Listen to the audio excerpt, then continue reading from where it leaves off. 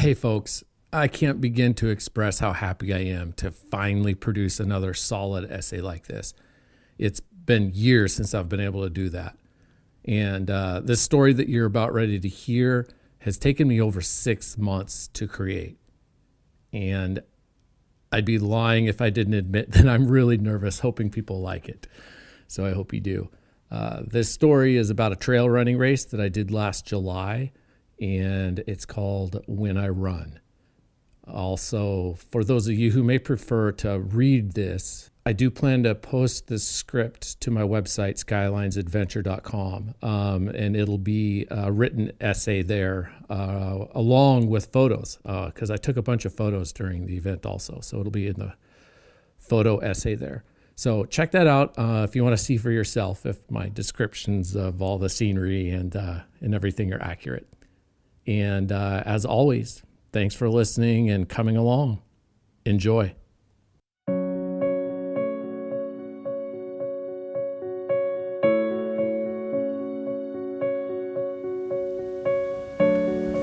Chapter 1. They probably didn't realize I could hear them, but over my own breathing and rhythm of footfalls, I could tell that a couple others were trailing me and getting closer. I knew that I could go faster, but I held back to keep plenty in the tank. From behind me, I heard one of them say to his buddy that his heart rate was at 162, the max he'd like to reach on a race of this distance. They abruptly agreed to slow their pace, and thus fell the sounds of their labored chatter and slowing steps on the trail. This prompted me to glance at my watch and note my own heart rate. 127. Seemed good, I guess.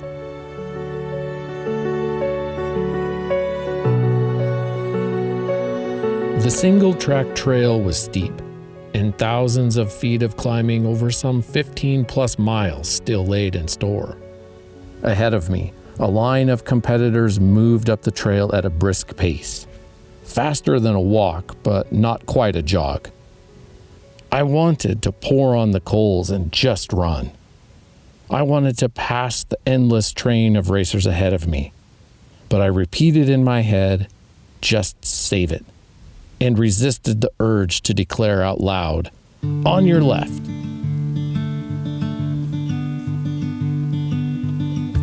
This was my first jab at the Standhope Ultra Challenge, a trail running race of 30K, 60K, and 100-mile distances in the Pioneer Mountains of Idaho, a paradise of high alpine peaks I've come to know and love like a second home. Just the baby of the three, I had a plan for this 30K, approximately 18-mile race, and I knew I needed to stick with it. Because I'm old enough now to know how to race and finish somewhat ahead of my actual abilities, if I execute properly. Feeling just barely prepared for a mountain 30K, I'd set a very conservative race plan, a plan that was going to require a lot of self-discipline and restraint, and perhaps, if played right, avoid a complete meltdown DNF. I had to refrain from running the bulk of this first portion of the race, ensuring that I held enough energy in the tank to simply finish. The 3 or so miles behind me at this point had unrolled up and over the gradual lower ramps of the massive glacial cut canyons that we race participants were now confronting. I'd followed my plan and casually jogged and even hiked much of this.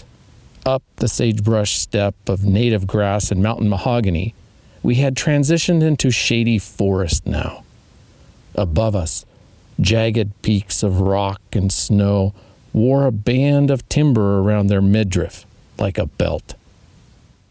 The course we followed would traverse upward through this belt, then eventually scale an 11,000-foot saddle on the shoulder of Standhope Peak. From that high point of gray rock, white snow, and blue sky, we'd wobble back to blankets of green spilled down the canyon bottoms. between dots of alpine lakes placed like perfect jewels. Another forest would materialize and lead us down valley for several miles to one more substantial climb, before an eventual finish at a cozy campground along Standhope Creek, some 18 miles from our start. Even with decades of experience in various types of competition, this level of restraint was still difficult, to start so incredibly slow. But as a person who respects the facts of reality, and in the reality of my summer, I'd barely managed a single, often pathetic hike or run each week. But I knew my old veteran wit could get me through, and if I played my cards right, I could coyote my way to the finish line. I also knew that I was in prime, savvy even, mental shape. I think good decision-making is essential to finish endurance events of any kind. For myself, at least, I know that making a bad choice about pacing can smoke too much energy too soon and make for agonizing suffering at the end. I've learned to expect agonizing suffering at the end, but try to apply it to maximizing my finishing position, rather than struggling just to finish at all. In the months leading up to this race, I'd put a lot of focus on a balance of logic and preparation, my personal racecraft, so to speak. And I likened my strategy to managing hypothetical fuel mileage. With my tank at this time, I can stretch to a maximum distance of, let's say, X miles, but only if I average X miles per gallon. Hiking or jogging slowly in the green zone, I'd likely have enough fuel to finish the race, very slowly. Moderate running in the yellow, I'd bonk out and collapse short of the finish. While pushing hard and actually running at a fast attack pace was in the red zone, which I'd only have a few miles worth of that RPM. I knew I could finish if I just stayed in the green, but not in a time that I'd be happy with. I also knew that I could easily DNF if I didn't manage my pacing carefully. So my strategy was to chug along in the green zone for this first portion of the race. Once over the top, I hoped to dabble in some yellow pace for the 6-mile descent. And from there was the beginning of the second big climb, where I knew I'd really need a strong reserve of energy to get up and over.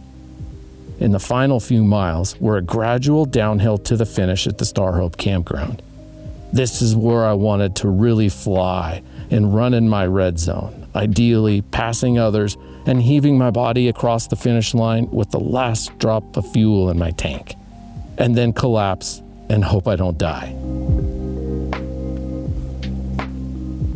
At mile 4, we'd climbed some 1,400 feet as the course headed up a trail where runners were starting to jam up a bit.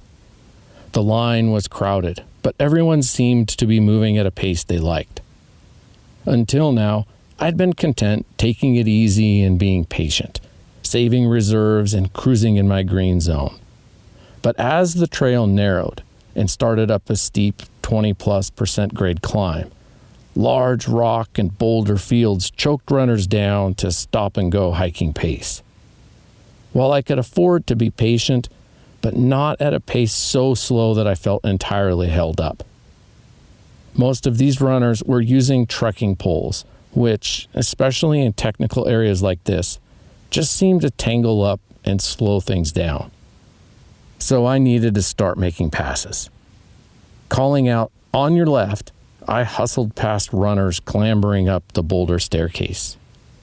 Hopping and bouncing over broken rocks and cooler-sized boulders, I was burning a tad more energy than I wanted to, but felt the pace of this train was just too slow to remain where I was in line. As bad as I wanted to finish this race, and finish strong, another feeling was burning hot deep inside me. A hatred of failure. I knew that I would bask in the sense of accomplishment should I finish this race, and finishing mid-pack would be about the best result I could realistically hope for. That would feel good. I'd be stoked, a little proud even. If I failed to finish this race, however, it would stomp me in a way that I didn't even want to contemplate. I kept those thoughts out of my mind. Not so much because of strategic optimism, but to be honest, out of fear. And I hated that fear.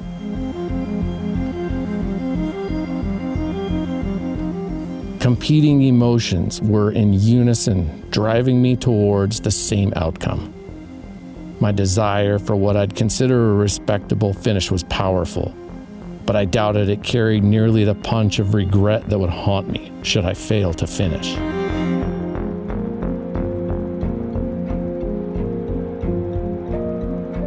This hate, this pride, this fear were not emotions that rode with me, present on the surface with the bounce of every step. But I knew they were there, sure as my shadow. I don't that often look down and watch my shadow, but I know it's always there, depending on the light. And maybe that's how I was keeping all this at bay during the race, just by playing the light. I'd confront that shadow only if and when I needed to. Otherwise, why bother watching, looking back, just to see if it's still there? Like a U-shaped half-pipe, thousands of feet tall, the canyon stared down at us. Old-growth Douglas fir trees cast deep evergreen shade on our chugging train. Fluorescent yellow lichens, the color of road worker vests, dangled from the trees' shattered bark. Tumbled white granite boulders gathered in piles, and aspens congregated around them. As the mid-morning thermals of summer heated the sagebrush foothills below, a steady breeze pushed uphill, and the aspen leaves fluttered at each grove we passed. At mile 5.4, we'd climbed over 2,000 feet and arrived at Surprise Valley, our first aid station, where tables loaded with snacks and food awaited us. Music popped from portable speakers while some racers took time out for a break and others hurried through. Rumors of bacon drew me to a table where I snatched a disappointed bite of energy bar and offered my gratitude to the volunteers that packed this goodness clear up to this remote station. I'd barely touched my own water reserve at this point, so no refilling was needed. And to eliminate the issue of littered paper cups, no pre-poured drinks were at the ready.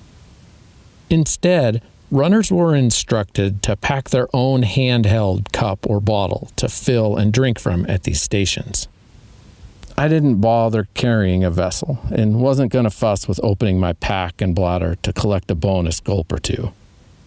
The 100-ounce Camelback I'd filled at the start would have to suffice until the second aid station, called Baptiste Lake, which waited another 2,500 feet up, then 1,400 feet down, and 4.6 miles of trail away. Maybe they will have bacon, I thought to myself. Chapter 2. In the steep miles leading up to this point, I'd moved forward considerably through the pack, and now seemed to be among very capable runners. My pace had settled into the traffic around me now, as the course wiggled between islands of timber the deepest green, almost black, and leafy wet meadows beaming bright like backlit neon. As we approached the timberline, trees became scarce, and I could see far up the canyon ahead. The trail now appeared not as a dark line of dirt cut from the lush, grassy carpet, but merely a stamp of bent-over grass from the morning's flurry of trail-running shoes and carbide-tipped trekking poles. With growing frequency, the trail became indiscernible, and knots of pink flagging were all that marked the route. Runners in their tracks braided their way up the valley floor like animals migrating the Serengeti. The soil and grass were now combined as a singular layer, creating this high alpine floor. Tiny creeks cut, then hid their wandering ways, in some places beneath bending grass and nearly impossible to spot before stumbling into one.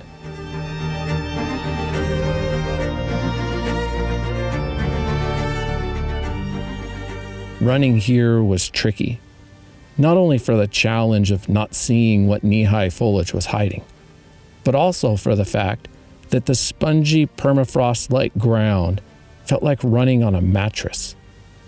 A soft layer that soaked up the landing impact of each step, yet gave nothing back in return, only absorbing the foot's energy, pushing off for each stride.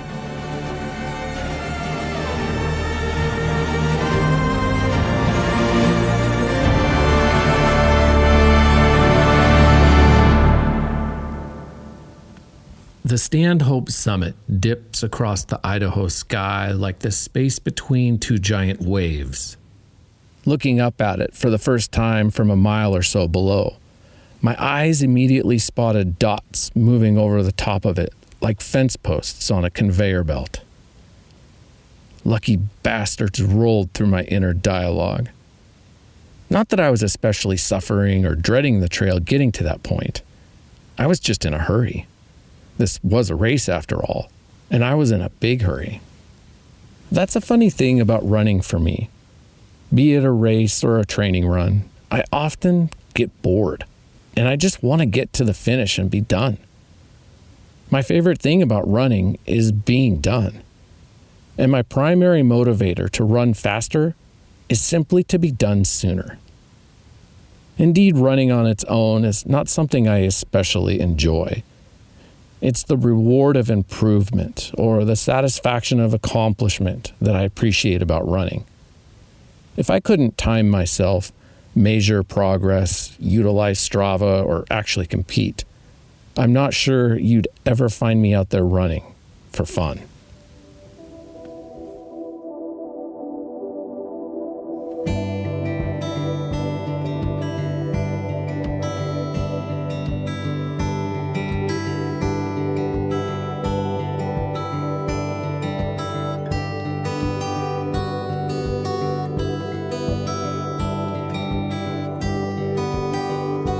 It's my current role as a stay-at-home father that has rattled other interests in life away, to the point that running is the sole activity left standing for me. And to be honest, I'd much rather be racing mountain bikes and motocross or chasing trout and bass and steelhead around with a fly rod, while ushering our kiddos into those worlds along the way. But they are still a bit young for those things, so running is the short and concise activity that I can fit into my world 2 or 3 times a week and make a run at being competitive at it.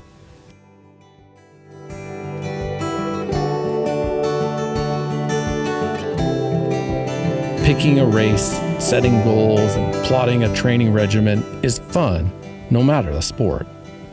And it's just simply that racing itch that I need to scratch a few times each year. Running races has been a part of my life since childhood.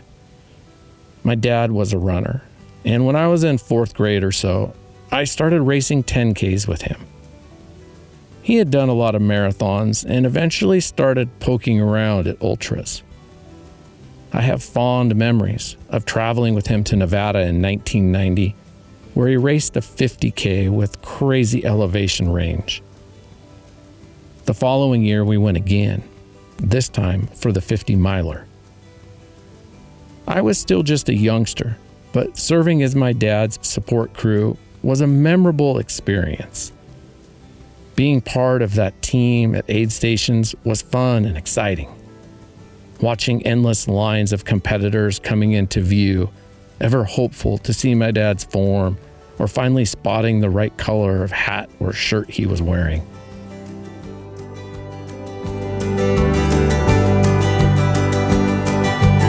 Never forget the amazement of seeing runners' faces, delirious in the agony of each one's own choosing. I get lost in memories when I'm running. I also spend a lot of time thinking about the things I'm most looking forward to at that moment, or things I hope to do, like trying to write a book. About the things that I think about, all the other things that I wish I was doing when I'm running.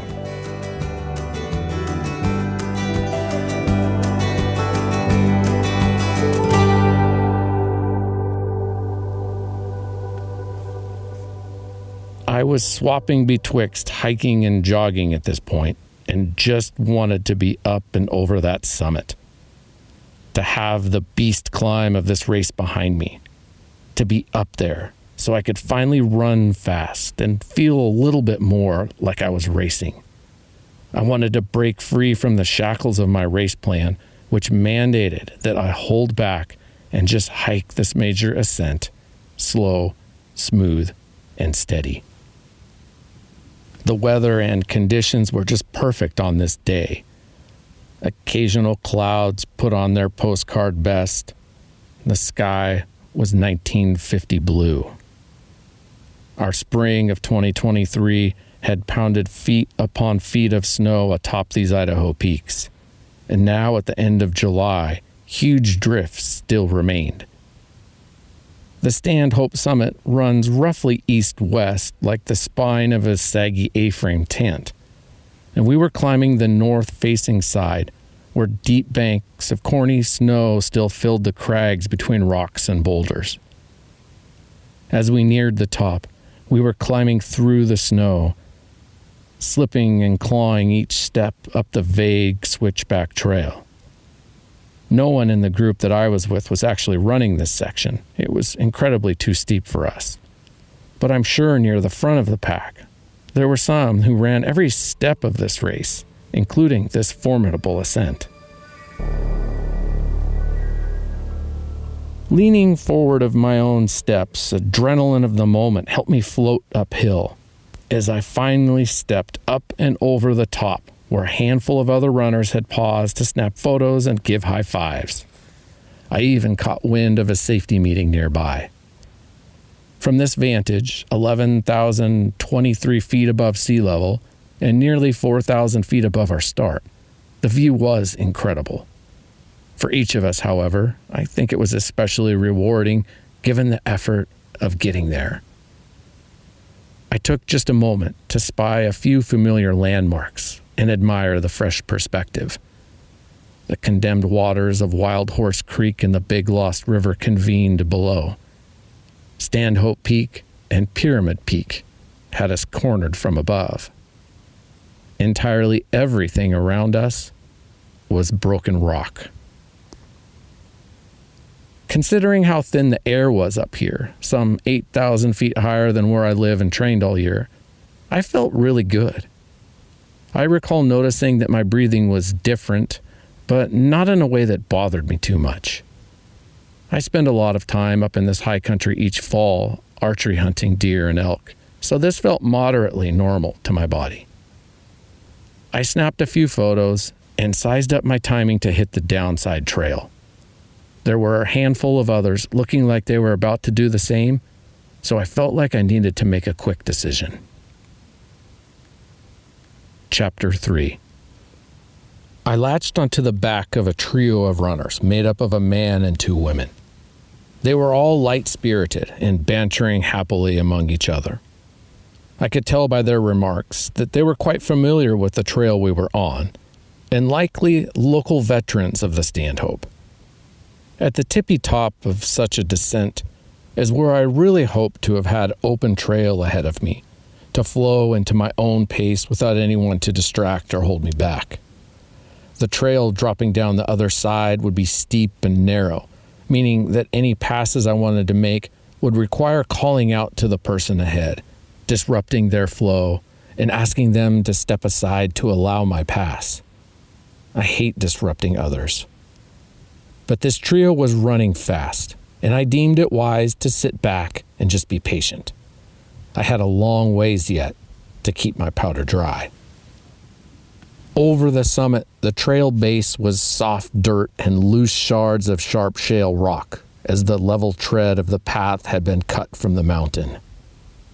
A golden eagle caught my eye, balancing almost stationary, riding in the wind high above us. Across the barren south-facing slope, we stitched together multiple series of switchbacks, like a leaf falling through the morning calm.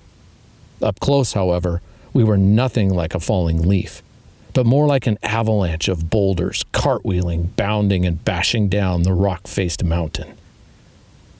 The four of us were hauling, arms out wide for balance and legs letting loose for our bodies to flow as gravity pulled our pace faster and faster. In the chaos of dust and footfalls, I saw a grapefruit-sized rock bounce between feet, then produce a dead-knock clunk, squarely cracking the exposed inner ankle of the woman ahead of me. I winced as she skidded to a stop and crumpled in pain. As her partners peeled off to attend to her, I wished her well and set my gaze to the next runner, a few hundred yards and couple switchbacks below. I was in my element with this type of running. I love running fast downhill. And the steeper, rockier, or more treacherous it is, the better. Since early childhood, I've had a mountain goat comfort with rock hopping. Following my dad to a lot of bushwhacking fishing spots always involves steep trails down ravines, road banks, or rock slides.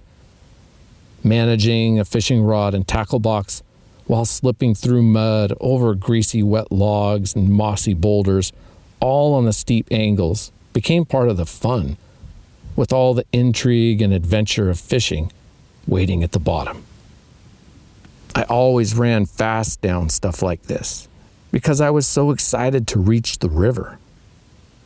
Decades of off-road two-wheel racing later taught me to trust in momentum and become comfortable at any relative speed. A trout's nose broke the porcelain surface of glacial Baptiste Lake. The disturbance sent delicate circular waves ringing away from the spot. I wondered how the fishing was. I'd heard that rare entrants of this race will carry ultralight fishing rigs with them and make catching a fish a bonus box to check. Another trout rose. I wondered how long it would take me to catch one. Then I was glad I didn't have to think about that. Perched on a knob above the southeast lakeshore, our second aid station was settled in the shattered shade of long-dead whitebark pines. I love being in the company of whitebark pines, as these icons of the Rocky Mountain high country are often indications of quality deer and elk habitat. Over the past century, many of these trees have died off from outbreak of fungal disease and pine beetle infestations. Nowadays, up here in high elevation whitebark country, the majority of large, mature trees are dead, standing skeletons of often bizarre shape and character. But the bulk of trees taken to root more recently are doing better, so there is often stronger representation from young, healthy trees. I was grateful to refill my water and thanked the aid station volunteers. Regrettably, no bacon was encountered here either. A suspiciously content-looking dog slept in a curl under a tree. I think it was a border collie.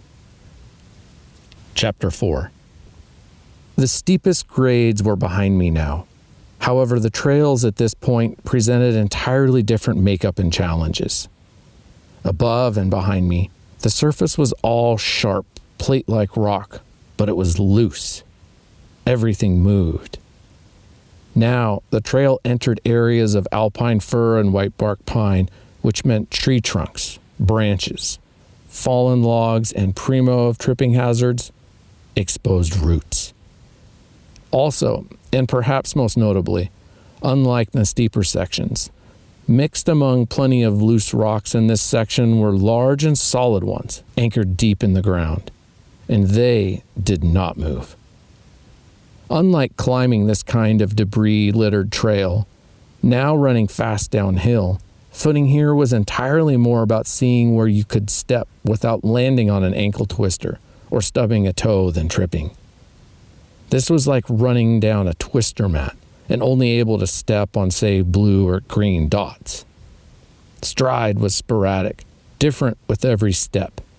Balance was constantly shifting left, right, forward, and back. Vision had to be fast while keenly focused and watching ahead with precision. It was the exact reason so many, if not the majority of entrants, used trekking poles to double their points of perceived stability on the ground. This winding, alpine serpent of a trail twisted between ancient timber, glacial lakes, and coursing snowmelt for mile after mile. It was so much fun, and I was passing other runners like they were standing still. Some 5 miles down now from the summit, the pitch of our descent had flattened, and I slowed my pace considerably, knowing I needed to prepare for another big climb coming up. Until this point in the race, I'd steadily increased my pace, working forward through the pack. I had overtaken countless runners and been past myself only once by an elite runner going nearly twice our speed, whom I'd presumed had been late to start. The race had not exactly begun as I'd planned for myself either. Traffic getting to the starting location was painfully slow and took much longer than expected. I was standing in line for a much-needed visit to the porta potty when an indistinguishable voice from a bullhorn far in the distance blabbed something about a new start location. Then a trumpet began to play, the signature starting ceremony for this race. Apparently, race officials needed to relocate the starting line back 500 yards to achieve the accurate 30K distance. There was a mad dash from the official staging area now to get lined up over in the new location. The crowd and bathroom line I'd been standing so strategically in fled. For a moment, I held out hope the porta door would fly open. Then, cussing under my breath, I made a run for it too, just to make the starting line at the sound of the gun. For the hours and miles since that starting gun, I'd still been making a run for it, and now I had to confront the reality that I needed to get off the trail, dig a hole, and duke. Frustrated as I was at the haphazardness of the start, I kept telling myself how it was such a long race and the 6 or so minutes this untimely pit stop was costing was recoverable in the greater race picture. When I finally rejoined the course, I found myself behind runners I'd passed back during the steep and rocky downhills. It was a bitter trade-off, taking such risk and bold moves over those portions of the race, only to give all those proceeds away and be once again passing those same runners for a second time. But this is a commonality with all types of racing and is really just one of the many ingredients that make it spicy and delicious. In the moment, my mood about all this was sour, to say the least, especially as the trail had now mellowed into wide and flat, meandering along a gradual declining slope. Not at all the kind of segment I should be pushing to make passes or gain time. And I was in fact reminded that this is where I needed to hold off and really try to store up energy. I'd studied the course map carefully, and the White Mountain climb we were coming up on was seriously steep, and in my estimate, potentially the most dangerous. Positioned around the 3/4 point of the race, I viewed this push to get up and over White Mountain as having all the ingredients to crush the will and spirit from weary racers. Following miles of adrenaline pumping downhill and accomplishment of cresting the mighty Standhope summit, the sleepy section I was in had lulled my body into a tight post-climax grind. I knew I needed to stay mentally fresh and physically limber. Long ago, I committed to a fundamental mantra of endurance. Drink before you're thirsty and eat before you're hungry.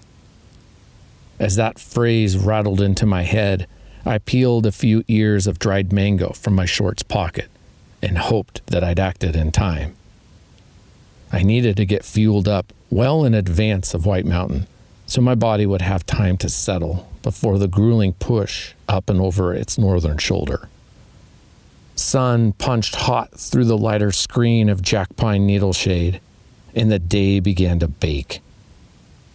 I sucked steadily from the hose valve of my Camelback and swallowed measured gulps between breaths. The straps were getting light, and I could feel a loose gap spacing out between my strides, indicating my water was getting low. Since 2001, this pack had become a stalwart member of my long as it lasts collection of most cherished goods and belongings. It's ridden my shoulders on countless epic adventures and shows only superficial wear for such an accomplished tour of duty. I tucked the hose and bite valve securely under the opposite shoulder strap and decided I was adequately refreshed. Jagged white lines began to stand out on the black straps, where waves of sweat had soaked to a high mark, then retreated. I noticed this and realized that I wasn't sweating anymore. So I drank again, to the point I could feel in the hose that my water was indeed nearly gone. I'd been on the heels of a runner for a while now and decided he was holding me up enough I should move past him. The trail was open and free of hazards at this point, wide enough in general for probably 3 abreast. At an especially straight and open area, I called out the customary and now well-worn phrase, "on your left," as I pumped up some tempo and pulled along his side to pass. When I broke the plane next to him, as if I didn't exist, he suddenly surged forward and bumped his tempo up a couple notches. Well, okay then, I thought. Good for this guy. I had no interest in matching, much less surpassing, his new pace, and feeling satisfied with the cushion now between us, settled back down into my preferred pace. It wasn't 100 yards later, however, before his spurt ended, and he slowed considerably. I was back on his heels again and had to slow down. If there is a football game in which one coach is wearing a visor, I'll always root against the visor guy. Just something about the visor look is, off-putting to me.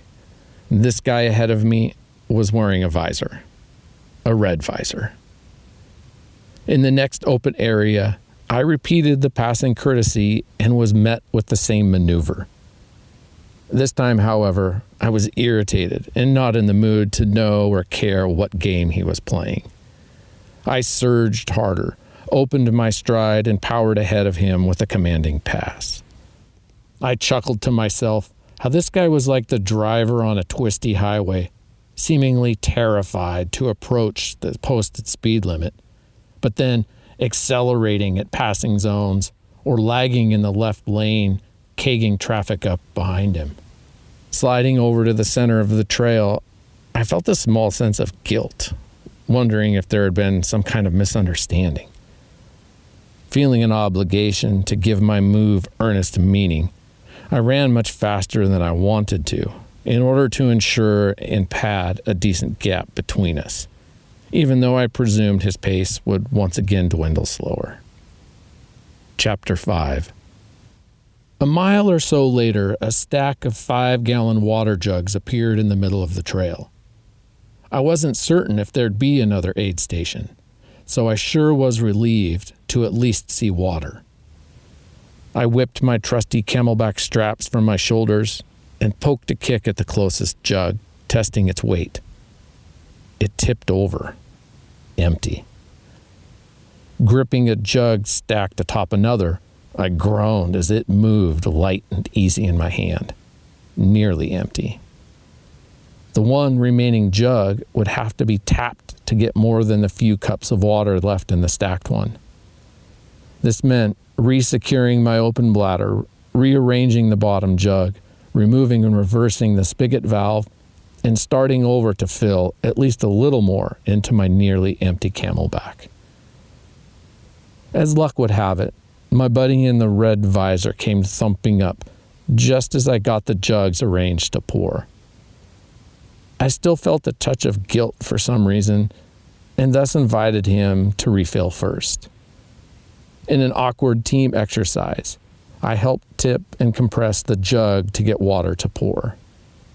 Of course, it seemed to me in my competitive mindset like he was taking way too much water and time. Finally topped off and finished, he spun and disappeared down the trail, somehow ahead of me once again. A small note was all that indicated the crucial importance of this location. For off to the west, a sparse and timid trail departed this main arterial path we had been running down. This was the infamous and often missed intersection where the course headed up the last big climb over White Mountain. As I settled the contents of my Camelback and eased the 22-year-old zippers home, a woman arrived looking big-eyed at the water jugs and side to side at the trail options. I explained which turn we needed to take, pointing mockingly at the tiny note indicating such. And then I just couldn't leave her to tip, balance, tilt, and pour her own water without offering a hand. Once we had her water filled, I decided I'd burned enough time here and I may be wise to make the most of it. I pulled out my trusty titanium spork and a pouch of tuna. "I'll eat on the run," I smirked with a goodbye wave and turned to the trail that headed straight for the imposing climb towering above us. The guy in the red visor was long gone, pleased, I'm sure, with the several minutes of lead he'd managed to gain on me. I struggled to swallow mouthfuls of tuna while desperately attempting to slow and control my breathing. The trail was unrelenting and steep as hell, some 800 vertical feet at 15% grade over a shy mile. My legs were wobbly and lower back was becoming super tight, having miles of downhill body position and relaxed form now converted to steep uphill lunges. I was fried, and back to a walking pace for the first time since cresting the summit. This felt weird following the thrills and high tempo of the previous miles. Despite eating and drinking in preparation, the climb was kicking my ass precisely the way that I predicted it would. A throbbing headache was beginning to grip my skull, and sunlight burned hyper bright. I swallowed a sweaty handful of ibuprofen. I wanted to stop so bad. I knew I couldn't actually sit or lay down, for I'd tighten up and never get moving again. But I just wanted to stop, to lean into some of the cool shade I was passing and let a tree trunk absorb some of my balance, weight, and fatigue. Just a moment or two couldn't possibly rob too much from the outcome of my race effort. In fact, a stop would more likely turn into a net gain for my finish, letting the burning fibers of my legs cool, allowing my runaway pulse to slow and breathing to normalize, and turn my whispers around. Then I'd be fresh and all set to regroup, take off at a stronger pace, and certainly overtake the sorry progress on the course which I was currently crawling about. I'd made an appealing pitch. The offer was slick and sweet and made only of benefits. I wanted to stop. I needed to stop. Stopping was the answer. The problem in the end was that I'm a harder sell than I am a good salesman. "No chance I'm stopping," I growled back. Ahead of me, on the now hot and dusty trail, a An orange-needled pine lay across the path, about as high as my waist. Then 2 more. Any normal day, getting over, under, or around the blockages wouldn't draw a second thought. But I was so painfully sore and stiff. The mere sight of the downfall felt soul-crushing. Using my hands, I lifted my leg to get footing over the first, then got down on all fours to crawl under the next 2. A part of me grumbled why the hell the event crew hadn't bothered to check the course and clear up issues like winter downfall. I wondered if any of the event staff had even traversed this section to know. A few minutes later, I encountered even more fallen trees blocking the trail. And then I smiled. Whether race organizers even knew about the trees or not, I suddenly snapped back to the person I am in better times, and I appreciated the added challenge and bonus character this brought to the course and would-be accomplishment. Suddenly, I was glad for the uncleared downfall, wished for more, and hoped the race organizers did know it was there, but intentionally left it, just for the added personality and flair. I felt ashamed of myself for whining like a sissy about such a common feature of the backcountry trails I love and enjoy so much. Hell, I felt lucky to be on a trail at all, given that nearly all my time up here every fall involves epic hunts carrying heavy packs and never walking a route so pampered as an actual numbered trail. I recalled various times I'd been in endless tangles of downfall with a 100-pound pack filled with elk meat on my back, swimming in sweat while crawling over and under trees that made this trail look like a playground. I recalled the marathon a few months prior that consisted entirely of sidewalk and bike path, how boring and monotonous 26 flat miles of that was.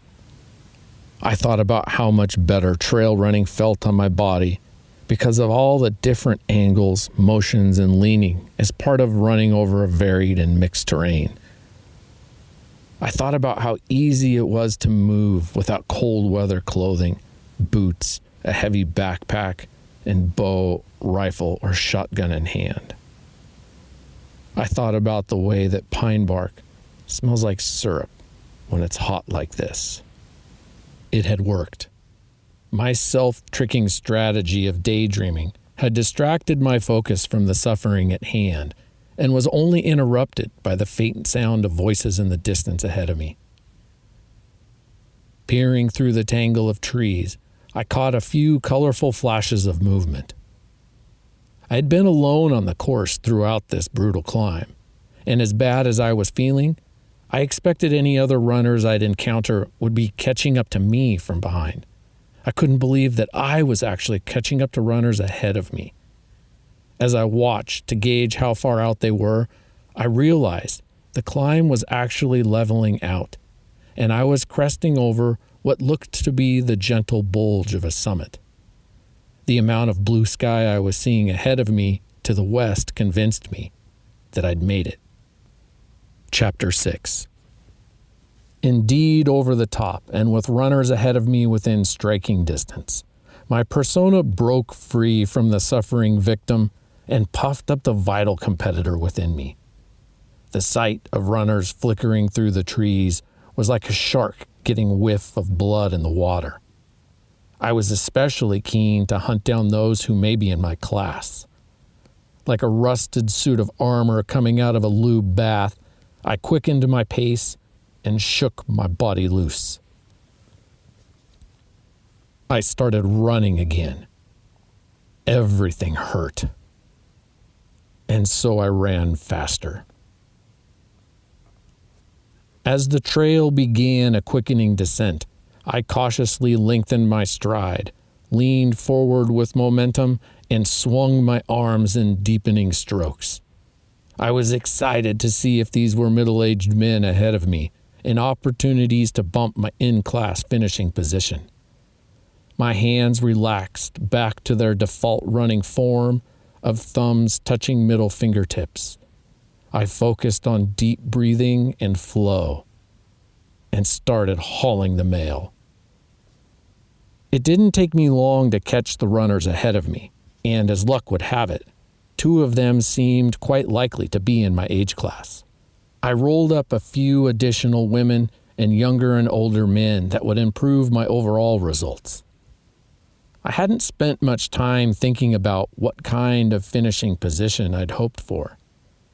This kind of race was new to me, and I was more so focused on how I could just merely finish, and saved the indulgence of placement aspirations for this very in-the-moment time and place. Now was my time to dream, to imagine how well I could do. I'd done the hard work. I'd survived the greatest challenges. I'd managed my food and water consumption, and most importantly, executed my race plan. I could burn my remaining fuel reserves now hot and fast. I was within a few easy miles from the finish, and it was finally time when I would allow myself to go as hard as I wanted. I could put it in the yellow rev zone now, as long as I saved some red for the final mile or so. Unlike any finishing position, I did have something of a time goal in my head.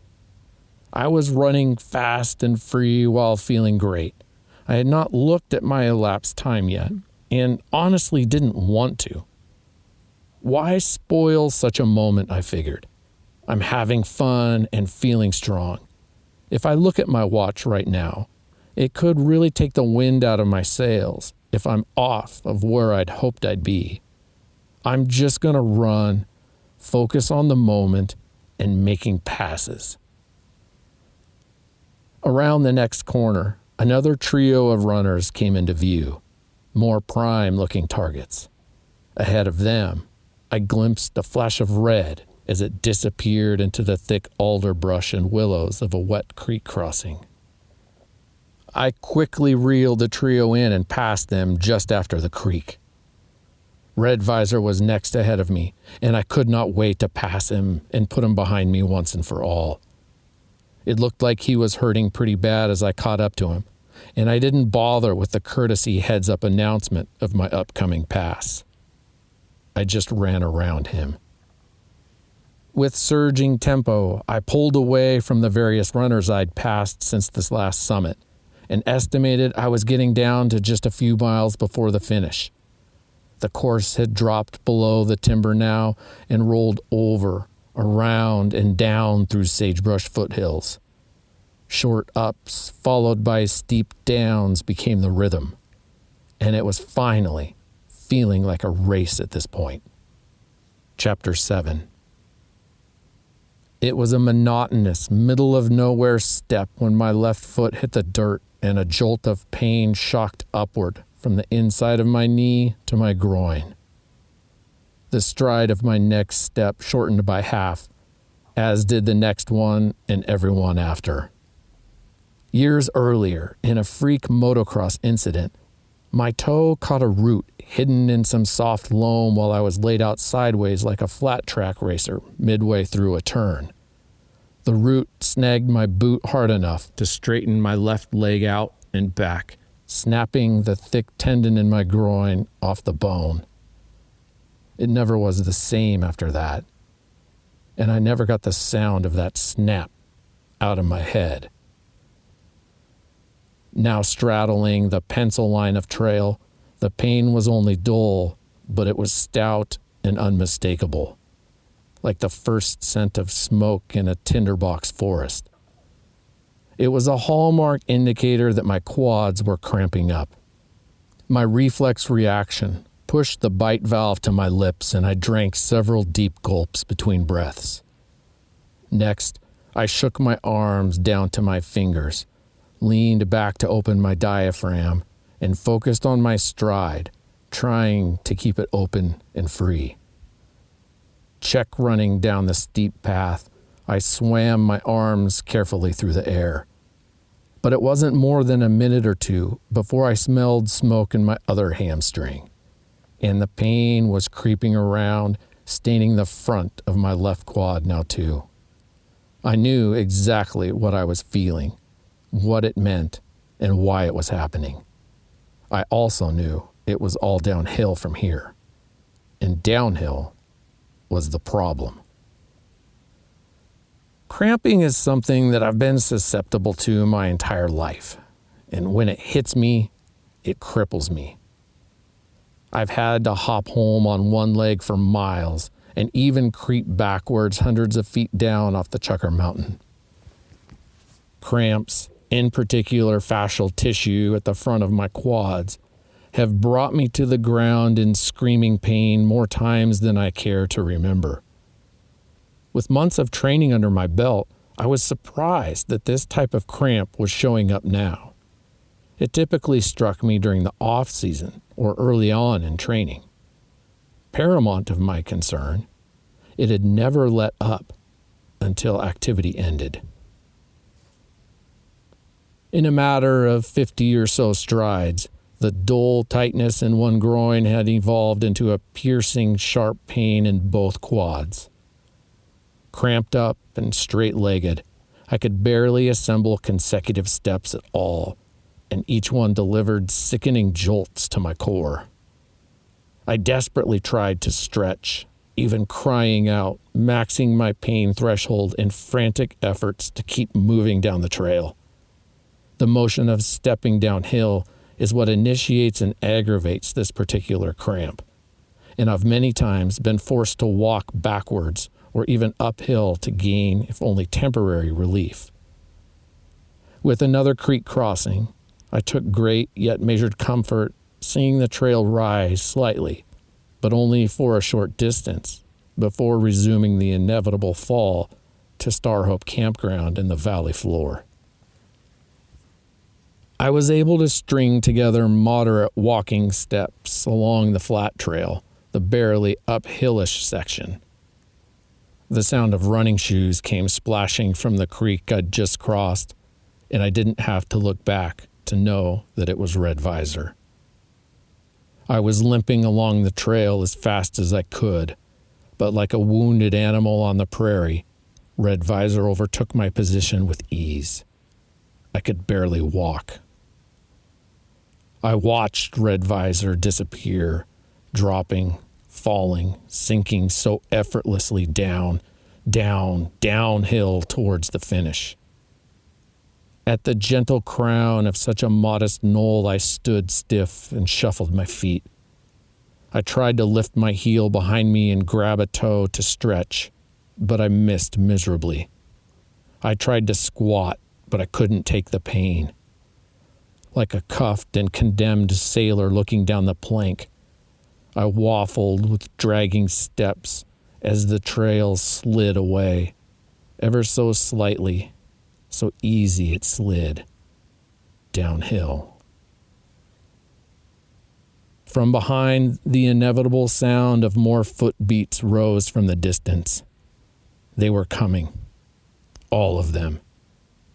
Everyone I had passed over the hours, miles, and vertical feet that day.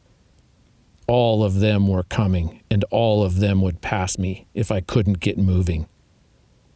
Each step I took felt like knitting pins were pushed upward between the skin and muscle of my quads like pinstripes. I must have looked like a barefoot castaway walking on hot coals as they approached. Over my shoulder, the trio of runners I'd overtaken a mile or so back were right behind me. With staggering commitment, I stepped back into the trail not 20 yards ahead of them and pushed myself into their path, like a raft lunging into the current and right-of-way of downstream boaters. I couldn't bring myself to make eye contact, but if they were going to beat me in this race, I was going to force their hand and make them pass me, like a guy in a Red Visor would do. This was absolutely a dick move in terms of trail etiquette, but we were in a race, and I remained in that frame of mind. I'd happily offer my apologies after the finish line. And still, it was all downhill from here. My only hope was if I could force myself to open my gait and regain a run, perhaps I could literally shake my quads loose and get past the cramps. The burst of fight or flight adrenaline got me going, and looking back now, I realized that I was choosing both fight and flight. I could only imagine what the trio behind me were thinking. I hobbled like I was on two broken legs. My breathing was tight, abrupt huffs, scorched with whimpering yelps between each step. I had to be the sorriest sight they'd ever seen or heard. If only they could see the agony on my crinkled red face, could the scene look any more pathetic. But they couldn't see my face, only my back, and I aimed to keep it that way. My lunge off of this symbolic cliff seemed to be working, partly out of embarrassment, partly out of anger, and partly out of fear. I just ran like hell, and I flew with all the grace of a free-falling chicken. I tried to run fast enough to run over my cramps with each stride. Quickly, I shifted my focus from the agony behind me and the runners on my tail to an imaginary scenario ahead and below me, to a scenario in which I was setting sail and peeling off 6-minute miles. I imagined running cold and clean. I imagined tall and elegant cans of icy Busch Light rising from the vintage metal cooler in the back of my truck. The chilled snickerdoodle cookies from the local bakery, and how I abstained from such delights for weeks leading up to events like this. Rounding a corner, the hairy sagebrush horizon floated away as I recognized acres of black timber panels shaped like giant puzzle pieces. I recognized the canyons where I'd hunted elk over the years. I saw the tributaries that merged to form Standhope Creek, where I'd fished for grayling and stunning cutthroat trout. Laying before me were the upper reaches of the Great Copper Basin. I recognized the portion closest below where I'd camped years before. And now, somewhere in that sprawl of trees and campsites, a finish line awaited. And somewhere between myself and that finish line, a red visor bobbed down this very trail. The large swath of trees the campground was among looked to be about a mile away. It was open sage and rolling hills from here to there, and as soon as I looked hard at the folds of terrain, I spotted Red Visor. Now was the time to attack. Now was the time I'd saved my last stash of reserve energy to let my body rev all the way out and gorge in the red zone. I pulled ahead hard, as if Red Visor were the finish line. I let my emotions take over, and I gave no thought to anything but catching my target. He must have heard my approach like the sound of helicopter blades pounding the air behind him. The heavily used single-track trail was now braided with several distinct lanes. Steeper and steeper the grade fell away from us, and loose rocks of various size littered the multi-track trail.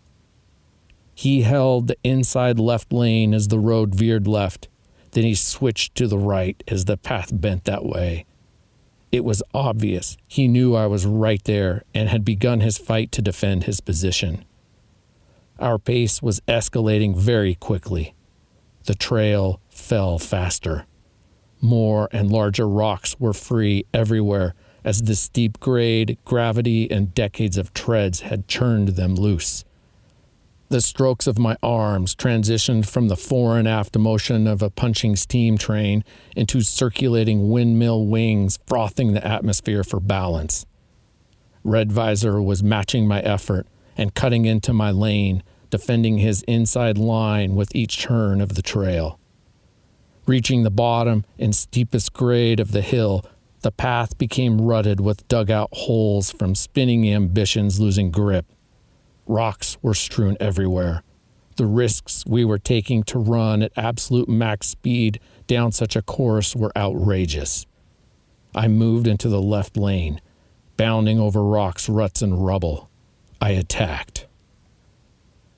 The sight of me must have broken his spirit, because in a distinct moment, Red Visor let off and dropped behind. I could still hear his shoes pounding the tortured dirt, but they faded quickly and he was gone. And I was gone. A lightness came over me as I bounded freely towards an open green gate marking the boundary of the campground. A few spectators walked along the road, watching hopefully for someone else. Just past the gate, where the road became manicured gravel, my wife and love Allie cheered and clapped. I bounced past her, wearing a big smile and floating on the euphoria of being done. Chapter 8. Like a ghost-ridden bicycle coasting alone after a kid jumps off. Something was wrong. Looking ahead, I saw a long, straight section of road cutting through shady patches of forest. There were no other spectators. No overhead banner with the giant word finish. No bullhorn announcing bib numbers. No yellow tape directing finishing chute. No cheering. No barbecue smoke billowing from easy up tents. No kids in diapers rolling in Gatorade mud. Just a long, gritty sword of gravel road with a couple more runners, tiny in the distance. It got so quiet. I was in real trouble here. I was seriously like that ghost-ridden bicycle with only a few more yards of viable momentum left. From what I could see, the finish was still not in sight, and I could see 400-500 yards of road ahead of me. My steps in the gravel sounded so loud, too loud, aggravating even. I felt like I could black out at any moment. How was I going to make it any further? I had blown all the fuel in my tank and pushed my body beyond its max. My heart was pounding in my chest. My guts were pounding in my chest. And I could feel the cramps in my legs staging a vengeful comeback. I knew this was the finish area. I'd just seen Allie. She was to be at the finish. But where the hell was the course taking us now? In all my confusion and distress, I was still running somehow. The poor fella I made out ahead of me also looked to be in a state of self-destruction. I latched onto his presence like a handrail I needed to keep from falling. But then I passed him. He was in my class. Ahead, I saw another runner I recognized. Sam, I think his name was. He seemed really neat. We had conversed quite a bit in the miles approaching the summit. This was his second time in the race. His wife ran it with him last year, but she was injured now and couldn't make it. He had children, maybe a daughter. He lived somewhere. Sun Valley, maybe in Idaho. His shirt was white. No, socks. White. Shirt is blue. He's right in front of me. I can't hear anything. It's too loud. This hill is so fucking steep. I'm pushing as hard as I can. Harder still. Fast as I can. I can't breathe without sound. Kids are running next to Sam. I think they are cheering for him. I see writing and banners. My shoes and dirt.